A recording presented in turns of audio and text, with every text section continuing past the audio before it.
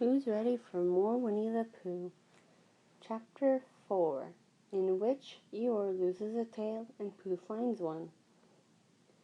The old grey donkey, Eeyore, stood by himself in a thistly corner of the forest, his front feet well apart, his head on one side, and thought about things. Sometimes he thought sadly to himself, "Why?" And sometimes he thought, "Wherefore?" And sometimes he thought, inasmuch as which, and sometimes he didn't quite know what he was thinking about. Soon Winnie-the-Pooh came stumbling along. Eeyore was very glad to be able to stop thinking for a little, in order to say, "How do you do?" in a gloomy manner to him. "And how are you?" said Winnie-the-Pooh. Eeyore shook his head from side to side. "Not very how," he said. "I don't seem to have felt at all how for a long time." "Dear, dear," said Pooh. "I'm sorry about that. Let's have a look at you." So Eeyore stood there, gazing sadly at the ground, and Winnie-the-Pooh walked all around him once. "Why, what's happened to your tail?" he said in surprise. "What has happened to it?" said Eeyore. "It isn't there." "Are you sure?" "Well, either a tail is there or it isn't, and you can't make a mistake about it, and yours isn't there." "Then what is?" "Nothing." "Let's have a look," said Eeyore, and he turned slowly round to the place where his tail had been a little while ago, and then, finding that he couldn't catch it up, he turned round the other way until he came back to where he was at first. Then he put his head down and looked between his front legs, and at last he said, with a long, sad sigh, "I believe you're right." "Of course I'm right," said Pooh. "That accounts for a good deal," said Eeyore gloomily. "It explains everything. No wonder." "You must have left it somewhere," said Winnie-the-Pooh. "Somebody must have taken it," said Eeyore. "How like them," he added, after a long silence. Pooh felt that he ought to say something helpful about it, but he didn't know quite what, so he decided to do something helpful instead. "Eeyore," he said solemnly, "I, Winnie-the-Pooh, will find your tail for you." "Thank you, Pooh," answered Eeyore. "You're a real friend," he said. "Not like some," he said. So Winnie-the-Pooh went off to find Eeyore's tail.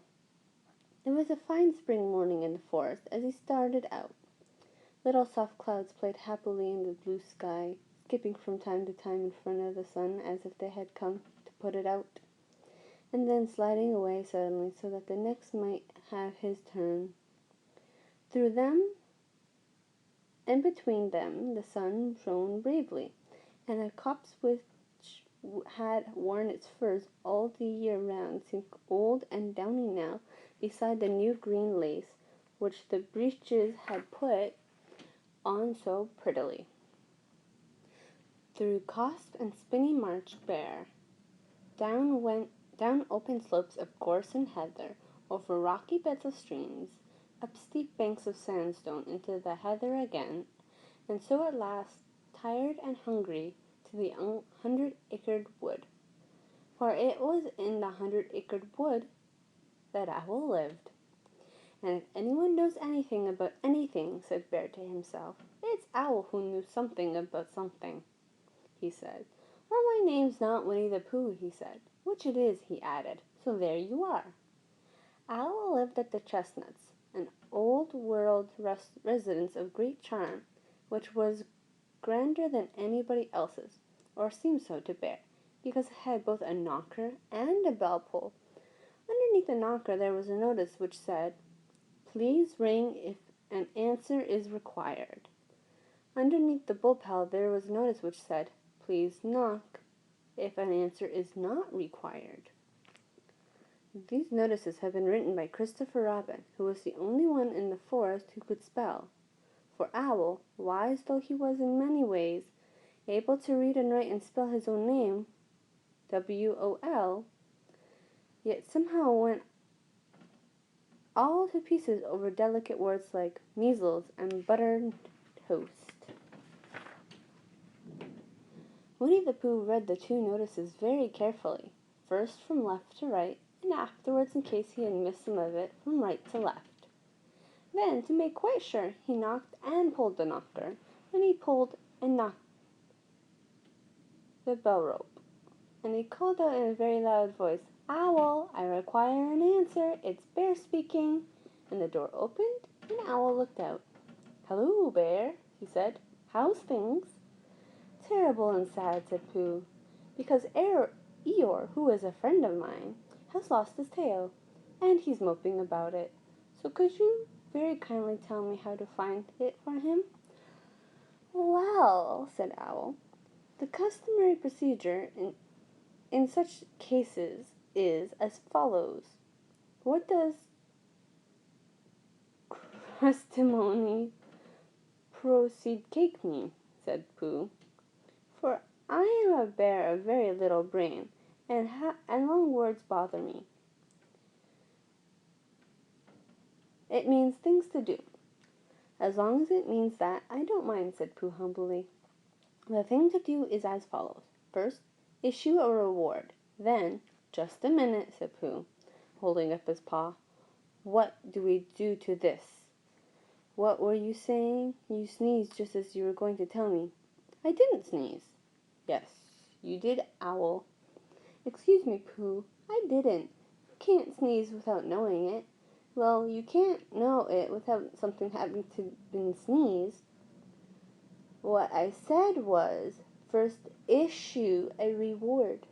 "Doing it again," Pooh said sadly.